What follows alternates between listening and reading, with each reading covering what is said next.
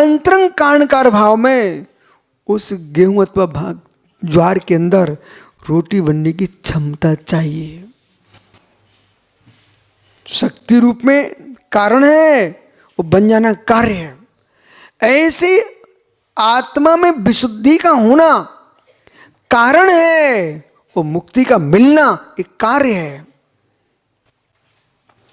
फिर आप ऐसा कहेंगे विशुद्धि का कारण तो पंच परमेष्टि की भक्ति बनेगी ना गुरुजी, ऐसा बोलिए। हे मित्र, पंच परमेष्टि की भक्ति की जो विशुद्धि है, इधर देखो मित्र, भैया भैया पवन चक्की से भी लाइट बनती है। पूछे उन पवा वालों से, इनकी निवाड़ में मालवा में बहुत पवन चक्कियाँ हैं, महाराष्ट्र में कई क्षेत्रों में बहुत पवन चक्कियाँ हैं। लाइट बनती ना, लाइट बनती ना, मटर लाइट बनती ना, क्या उस लाइट से आप रेलगाड़ी चला सकते हैं?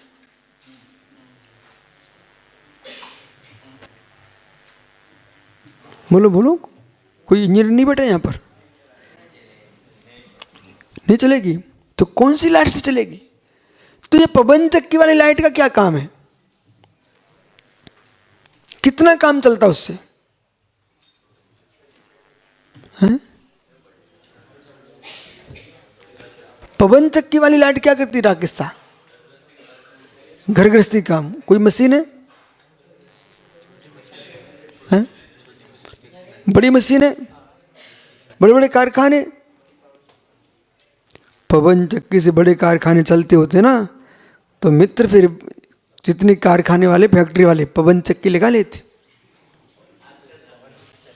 पंडित, अब प्रश्न ये है, जो साइकिल है ना, साइकिल, उससे भी प्रकाश कर लेती है, लाइट जलती है।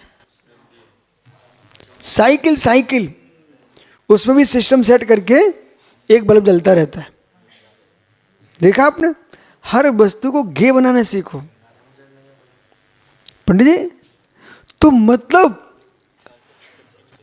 कोयले की लाइट और आपकी ओंकारेश्वर सिद्धवरकूट की लाइट, समझ ना, और फिर रावट भाटा की लाइट, समझ रहे ना? तो ये सारे के सारे विद्युत है। अब इधर आइए, घास की अग्नि, घास की अग्नि, बमूल की लकड़ी की अग्नि,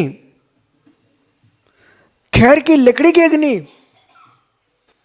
कोयले की अग्नि, कंडे की अग्नि और पत्थर के कोयले की अग्नि, इसमें शक्तिमान अग्नि कौन है? हैं? अंतर है कि नहीं? अंतर है कि नहीं? अंतर है कि नहीं? अग्नियां अग्नियां हैं, आगम में अग्नियों के भेद हैं, पढ़ना पड़ता बस। जो मां घास की अग्नि, उससे तो अच्छा दूध भी नहीं तपता, अच्छा दूध भी नहीं तपता पंडित जी। स्वादिष्ट दूध तपाना है तो मित्र कंडे की अग्नि में तपाते हैं, त्यागियों के लिए नहीं तपाना भाई। मैं तो विषय समझा रहा हूं। वो बरोसी होता है, गुरसी, बरोसी के अंदर टुकड़े करके रख दिए, उसको मटके में भरो फिर दूध, और मटकी का दूध जब तपता है ना, वो दूध होता है स्वादिष्ट। यदि आपने तपेली में तपाया तो मलाई पतली निकलेगी, और यदि आपने उसको मटकी में तपाया है, इतनी मोटी मलाई निकलती है। ये क्यों हुआ? पात्र के नियोग से पांच में अंतर आता है। पात्र के नियोग से पांच में अंतर आता है मित्र। ध्याता के नियोग से ध्यान में अंतर आता है, और ध्यान के नियोग से भगवान बनने में अंतर आता है। ऐसा नहीं होता है, ये तत्व का ज्ञान चाहिए है। इसलिए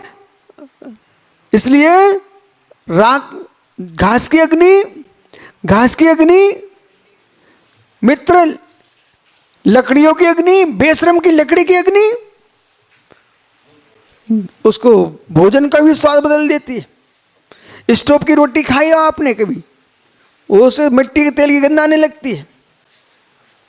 हमारे कमंडल कोई पानी भर के चला जाए, पंडित जी मैं समझ लेता हूं ये पानी कहां तपाया गया है। पीता नहीं तुम सब पीते हो क्या? उसे गंध से पता चल जाता है कि लकड़ी में तपाए कि कोयले में तपाए, कि कहां तप के आया है पानी। उस पानी का रंग बता देता है कि हम तपे कहां पर हैं। ऐसे मित्र आप तपे कहां पर हो? पानी कह देता है तुम तपे कहां पर हो, मैं कहां तपाऊं, मेरा रंग बदलता है बता रहा है। ऐसी तुमने तपस्या कहां पर की है, कैसी संगति में की है, तुम्हारी साधना मेरी आंखों से बता देती है।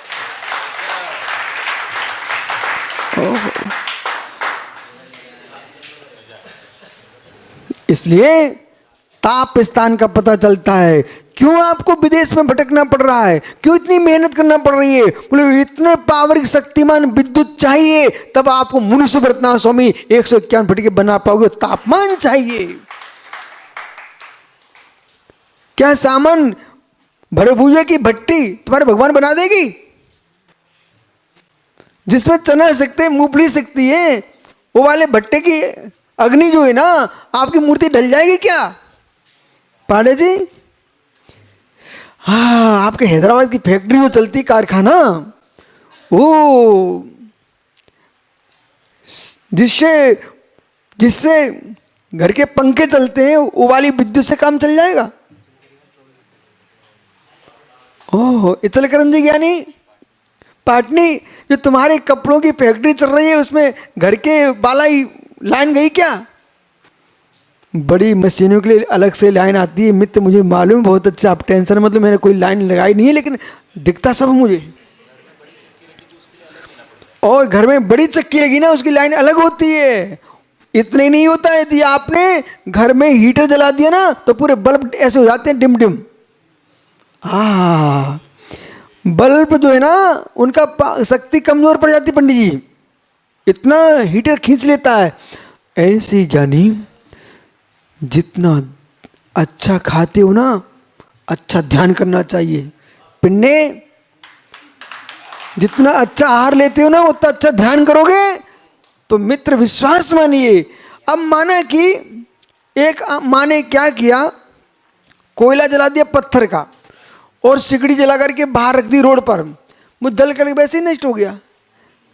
और यदि वही लोहार के हाथ में होता तो वो लोहे के शस्त्र बना लेता, सुनार के हाथ में होता वही कोयला तो आभूषण बना लेता सोने के। मित्र रागी सुंदर खाए तो भोगों की राख बनाए। ओहो, और मुनिराज बीत रागी आहार लेने जाए, वो ध्यान की आग से कर्मों को जला करके निज आत्मा को त्रिलोक तिलक बना लेते हैं। ओहो, इसलिए जितने लोग आहार करते हैं और तुमने साधना नहीं की भट्टारक जी, तो वो माँ ने सिकड़ी जलाई और बाहर रख दी रोड पर, जलती रही, राख हो गई। वही आग तो जली रही थी, तुम चाहते भोजन पका लेते। इसलिए अग्नि दाहक है, अग्नि पाचक है, अग्नि प्रकाशक है। त्रिधात्मक तत्वम त्रियात्मकम, तत्वम त्रियात्मकम। अग्नि दाहक है, अग्नि पाचक है, अग्नि प्रकाशक है। यदि अंगुली डाल दोगे दाहक, भोजन पकाओगे पाचक, अध्ययन करना चाहते हो प्रकाशक। ऐसे मित्र आपका ज्ञान जो है पापों में जाएगा, दाहक साधना में जाएगा, पाचक कर्मों को पका रहा है। वो परम ध्यान में लीन हो गए तो केवल ज्ञान को प्रकाश दे देगा, प्रकाशक है। तुम तो ये गलियों में घूमते रहो।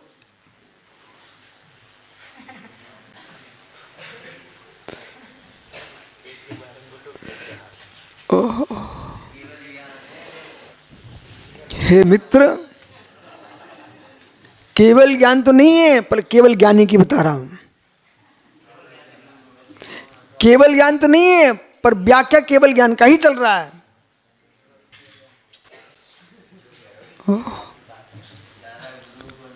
आइए, इसलिए अग्नि चाहिए पंडित जी, अग्नि चाहिए पंडित जी, अग्नि चाहिए। अग्नि के बिना सारा संसार का विनाश हो जाएगा। दाऊ सुन रहे क्या? अग्नि चाहिए। अग्नि नहीं हुई मित्र, सुनो पंडित जी साहब, अग्नि न होती तो आप मुझे यहां दिखते नहीं, अग्नि होते आप दिखते नहीं। जिसे अग्नि को अशुभ कहा जाता है वो अग्नि भी शुभ हो जाता, काम कर देती है। जितनी मुर्जाज दिख रहे हैं, जितने विद्वान दिख रहे हैं, ये श्रावक श्रावका त्यागी व्रती ब्रह्मचारी ब्रह्मचारी जो कुछ दिख रहे हैं तुम्हें जगत में, ये अग्नि का प्रभाव है। माता पिता में कामाग्नि न होती तो संतान जन्म कैसे हुआ? कामा अग्नि ने संतान को जन्म दिया है, और जठराग्नि न होती तो पंडित पेट का पाचन न होता। ओहो, जठराग्नि न होती तो भोजन नहीं पचता, लोग बीमार होकर मर गए बेचारे, उनकी जठराग्नि कमजोर पड़ गई। वर्तमान में बरसात के काल में विचित्र आत्मन मावा रबड़ी हलवा कम खाना चाहिए। बोले क्यों? क्योंकि बरसात में जठराग्नि मंद हो जाती, पानी बहुत गिरता है, इसमें उपवास बहुत करना चाहिए। ओहो हो, ओह, जिनकी शक्ति है। जे आया झाड़िए कम कलंक रहे, ऋचिरंजन नाण में ते परम पुनवे। आचार्य योगेंद्र स्वामी ने योग सार में परमात्म प्रकाश में मंगलाचरण में ये कह दिया है, जे जाया झाड़िए, ध्यान की अग्नि के तेज से संपूर्ण कर्म का क्लेश जिन्होंने समाप्त कर लिया है। लेकिन ये जीव ध्यान अग्नि छोड़ करके मात्र कामानल में ही डूबा हुआ है, वो संसार में भटक रहा है। संसार में भटक रहा है। क्रोधानल, क्रोधानल जिसने पूरी विशुद्धि को स्वाहा कर दिया। क्रोधानल क्षण क्षण में जो कुपित होते हैं जिनसे जी, न वे शरीर के मोटे हो पाएंगे न साधना के मोटे हो पाएंगे। क्रोधी आदमी न गाढ़े मित्र बना पाएगा न गाढ़ा शरीर बना पाएगा। क्रोधी आदमी के पंडित जी कोई भक्त नहीं मिलते कोई भक्त नहीं मिलते। ये ऊन पवा वाली पूरे क्षेत्र की कमेटी आपके पीछे क्यों घूम रही है? मुस्कुरा के बात कर लेते हो तो दुनिया तुम्हारे पास आ जाती है। मित्र, जो मुस्कुराहट में ताकत है वो मित्र, करोड़ों मंत्रों में ताकत नहीं है। मंत्र का वशीकरण एक सीमा में चलता है, उसके बाद वो समाप्त हो जाता है। पूछो तांत्रिक आदमी अपने पास बैठा है, शुद्ध तांत्रिक आदमी भाई, हाँ, कोई बड़े उटपटांग काम करवाना ना, फिर इसी तांत्रिक को बुलाना भाई। आप विश्वास मानो। एक जगह क्या हुआ भट्टारक जी, एक रहस्य की बात बोलूं कि विदिशा के पास सांची है, और सांची बड़ा प्रसिद्ध स्थान है। वहां पर अपने एक जिन मंदिर बन रहा था। अब वो मंदिर तो खड़ा हो गया, कुछ दिन बाद मंदिर को तोड़ने का शासन ने आदेश जारी कर दिया। मेरे पास समाचार आया कि ऐसी विषमता बन गई है। मैंने कहा तुम टेंशन मत लो, सब ठीक हो जाएगा। अब मैं विश्वास के बल पर बोल दिया ठीक हो जाएगा, मुझे मालूम था ठीक कौन करेगा। ठीक है, अब वहाँ मानस्तंभ बनना था उसी स्थान पर, उधर मंदिर तोड़ने की अनुमति आ गई है, और मैं कह रहा हूँ मानस्तंभ बना लो यहाँ पर। सुबह सुबह अधिकारी आ गए, सुबह सुबह अधिकारी पहुँच गए। मैंने धर्मचंद शास्त्री के पास समाचार भिजवा दिया, मुक्षु जिन मंदिर नहीं हटना चाहिए। इस ज्ञानी ने ऐसा तंत्र किया, वे अधिकारी आए और भगवान को नमस्कार करके वापस चले गए। आए जरूर, नमस्कार करके चले गए। डीआर साहब तुम्हारे परम भक्त बन गए, पता आपको? तो मतलब ये है, आदमी श्रद्धा से आए और विद्वान ने, मुनिराज ने एक बार बोल दिया, बस तुम चले जाओ। तुम मुड़ के पूछा, महाराज जी अब, पंडित जी अब, तुम्हारा काम फेल, काम फेल। दोबारा पूछना नहीं चाहिए। मंत्र का विधि है कि आपको किसी ने एक मंत्र लिखो, तुमने पहली बार शुद्ध लिख लिया तो सफल, और एक अक्षर भी तुम्हारा इधर उधर हो गया, अब तुम शांति जाओ, तुम्हारा कोई काम सिद्ध होने वाला नहीं है। एक बार में मंत्र लिखना चाहिए, एक बार में। यंत्र भी एक बार में लिखना चाहिए, और तंत्र भी एक बार में होता है, और दोबारा किया तो काम से गया। अनपढ़ आदमी को अनंत सिद्धि की माला पहनना चाहिए। ये तो आता है, बोलो सिद्ध, बोलो बोलो। ये भी नहीं आता, कोई बात नहीं है। ओम की माला फेरो, बोलो ओम, बस ओम की माला फेरो। ओह, नमो ओरियंताणम आता है क्या? इतनी फेर लो बेटा, कल्याण हो जाएगा। नमो ओरियंताणम, नमो ओरियंताणम, नमो ओरियंताणम, नमो ओरियंताणम, बस काम हो ही जाना अपना पक्का। आइए, तो मतलब ज़्यादा दिमाग लगाने का नहीं, श्रद्धा से काम बनता है, उसमें दिमाग ज़्यादा नहीं लगाना पड़ता है। जो ज़्यादा दिमाग लगाते हैं उनके काम फेल होते हैं। ओहो, एक बार कोई व्यक्ति कुआं खोदे पंडित जी, और उसमें झिरी निकल पड़ी, और फिर अशोक झांझरी सोचा थोड़ा और पानी निकाल लें, उसने 2 फिर और अंदर घुसवा दिया, खुद और मालूम चला पूरा पानी नीचे चला गया। ऐसा होता है कि नहीं होता है ना? ऐसे ही प्रथम बार में सिद्धि होगी। अभी हमारे भट्टा रख दिए, परीक्षा देने गया बालक, एक बार में अच्छे नंबर आ गए, बोले मुझे री कॉपी करवाना है, करवा लो री कॉपी। चिढ़ गए प्रोफेसर, टीचर चिढ़ गए, बोले रीचेकिंग करना, रीचेकिंग। उसने ऐसे मतलब जितने नंबर दिए थे ना, उन अब अच्छे से जांचा, वो मालूम चला कि बच्चा उतने नंबर लाने लायक था ही नहीं। दोबारा आए तो 2 गोल गोल आ गए।